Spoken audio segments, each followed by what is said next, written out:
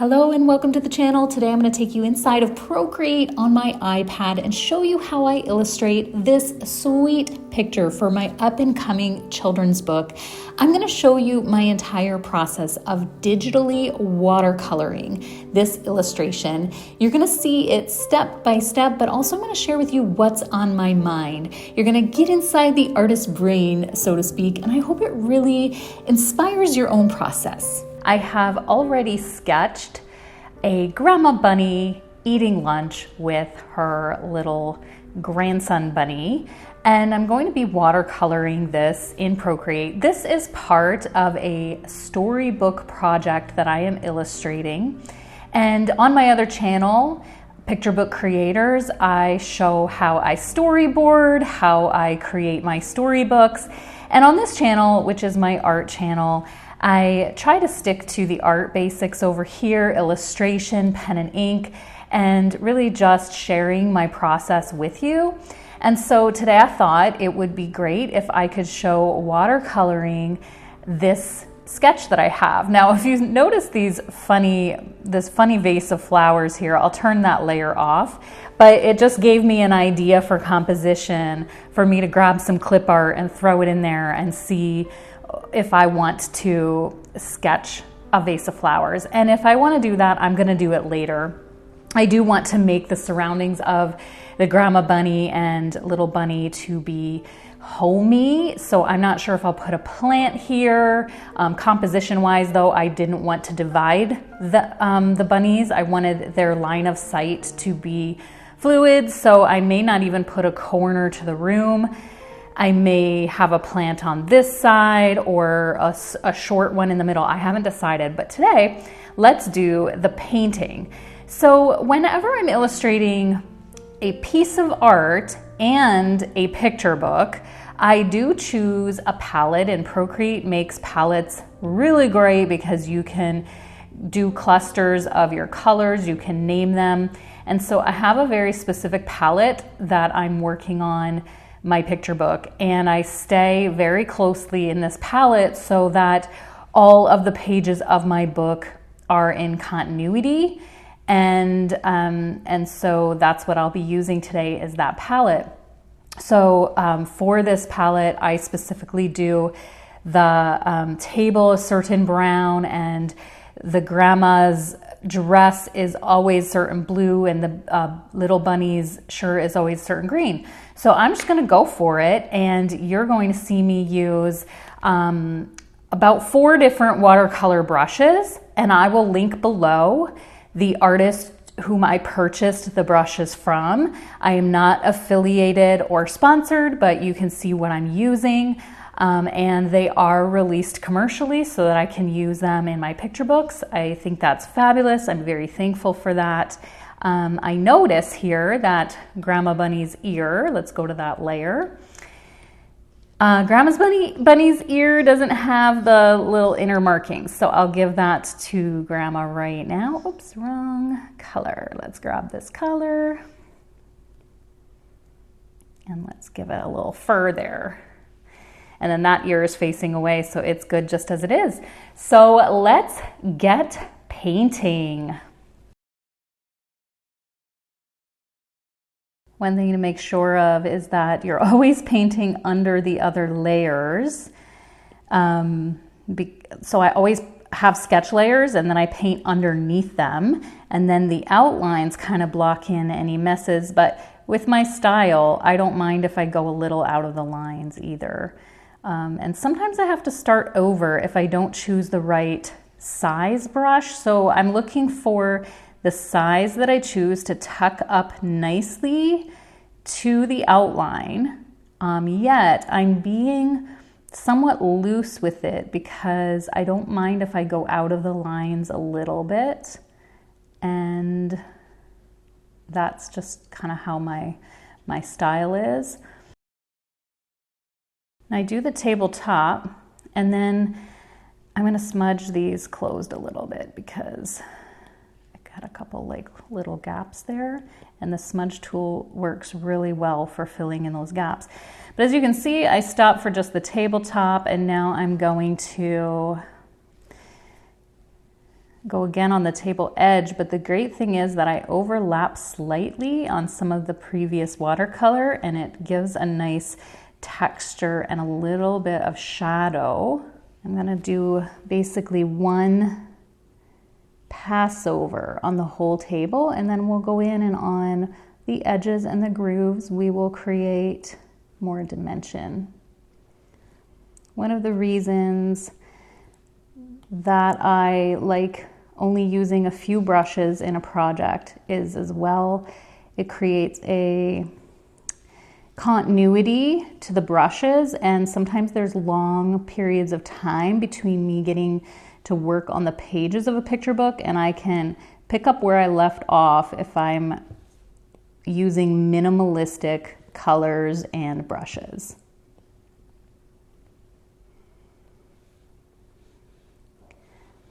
Okay, so now that we have a first pass over, I will go make the brush a little smaller, and I'm going to go along the edges and in areas where I imagine a shadow being, just under all the grooves on the edges.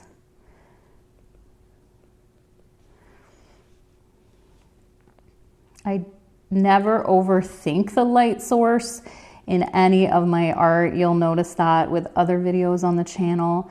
I always make sure there is a light source that's noticeable, but I try not to overthink it, because if I do, it often slows me down and makes it less natural.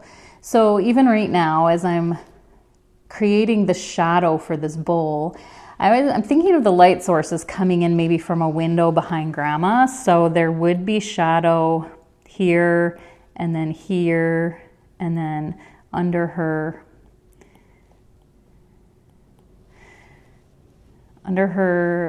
hand, and then it would be pretty light hitting this side of Baby Bunny's bowl, and then the shadow would kind of come onto this side. But that's the extent that I'm going to think about that shadow.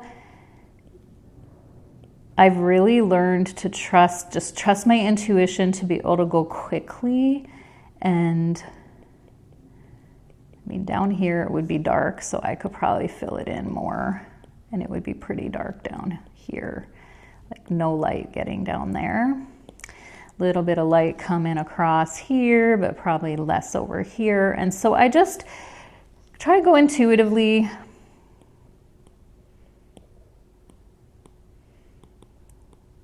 Let the viewer fill in the rest, and let the viewer try to understand me without overdoing it.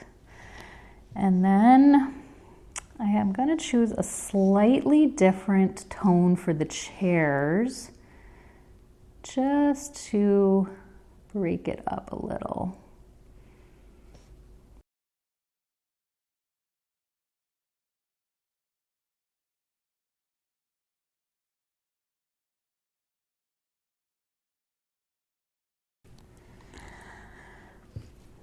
So I have some images that I've illustrated in the past that I just use to do some color grabbing, because even though I've saved the palette of Grandma Bunny and Baby, like I've saved all the palettes, but what I find is that the colors do shift and change as you blend them. So I keep little thumbnails of my previous work and I grab colors off of them. I am not entirely sure that that's a great practice, but it's just one of the ways I do it. And I find that I don't want my storybook to look mechanical. I don't want every page to look like I used an exact color from a palette. I want it to look like I mixed paint. And in a way, by doing it this way, by putting up my previous thumbnails and grabbing colors off of that, I am mixing paint, and it's slightly varied from one page to the next. And I appreciate that. That's a personal preference though. I do realize a lot of my habits and tricks of the trade are my own personal way of doing things. Some things I want to improve, like I notice, oh, maybe this isn't working for me so good anymore. But I just kind of have a way of doing things. So now I go in and I grab from a previous illustration, I grab the dark part of Grandma and Baby's fur, and I go in and I do the dark.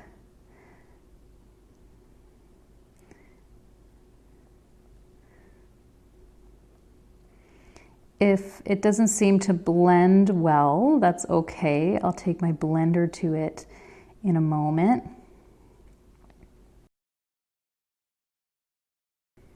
I keep Baby a little bit lighter. I do that on purpose. And I kind of shadow in where I think the darkness would be. And then I take a blending. Oh, that might be a little overkill here. Just try to blend it in a bit.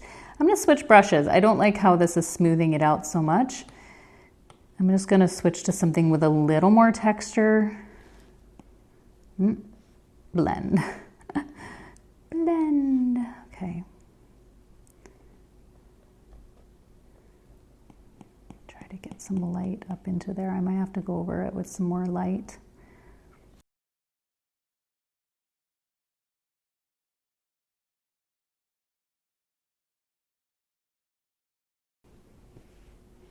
Okay, we're switching it up to Grandma's clothes.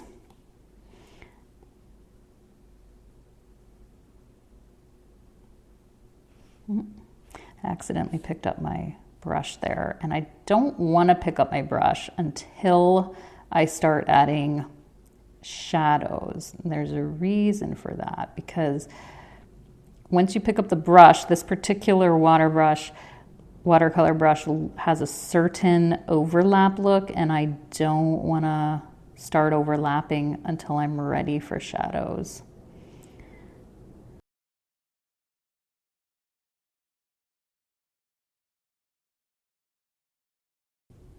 Okay, now I'm ready to pass over it with another layer to create some depth and shadow work.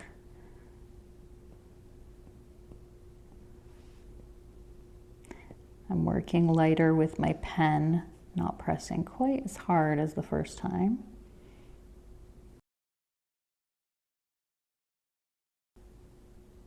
Okay, my mind is, in my mind's eye, I'm seeing something here that I want, some soft, I don't know if I'm liking it. I might have to try another technique, but I just want some soft folds in here. Maybe that's enough.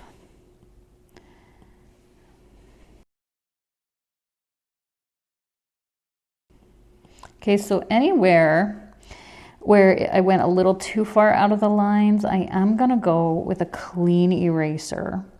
Now remember, I have the outline sketch on a whole other layer, so I'm still underneath that layer, and I'm able to just like go right up against the soup bowl. Now a little bit of bleed is fun. I mean, that's how watercolor works, but if it's too much and just looks really sloppy, I like to get rid of it. So just do a little cleanup before we move on to her apron. All right, so I haven't been illustrating much lately, so I forget what color I used in Grandma's apron. So I'm gonna go to my thumbnail, and I see I have a really yellow apron on this page, but I think her apron is darker on this page, and I'm gonna go more with this one. And you know, honestly, later I'll probably go in and darken that one, because that room where she's tucking baby Bunny in is supposed to be nice and dark, or just like moonlit. So I sometimes have to go and tweak pages, colors, and, you know, just tweak the different illustrations to have continuity between the whole book. So we'll go a little darker with this one.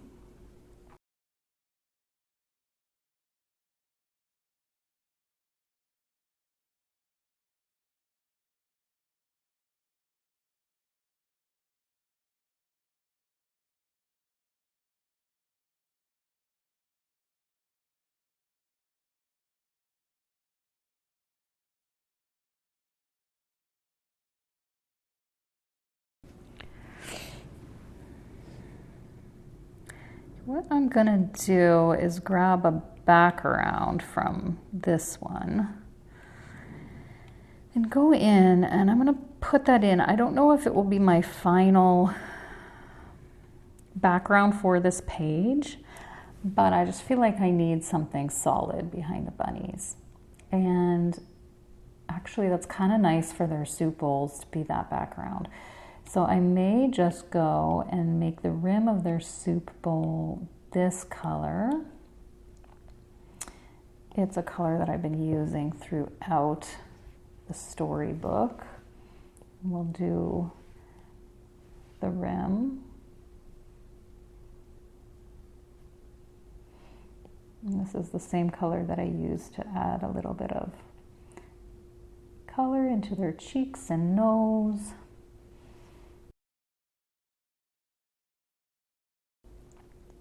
Now I need something to be some soup in here. What color soup do we give them? Maybe we give them a green soup, like a pea soup for the bunnies.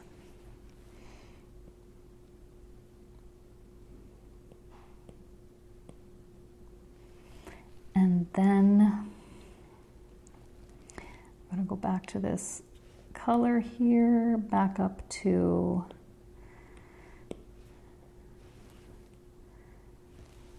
now. Let's add some little cheeks, nose. We'll end up softening these.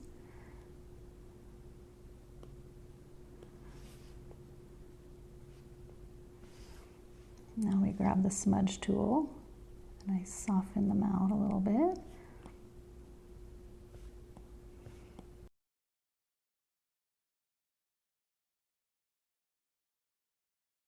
I'd say this is about 90% done, but I wanted to show you how far I've come, and then you may just want to get the storybook when it's released to see the finished project.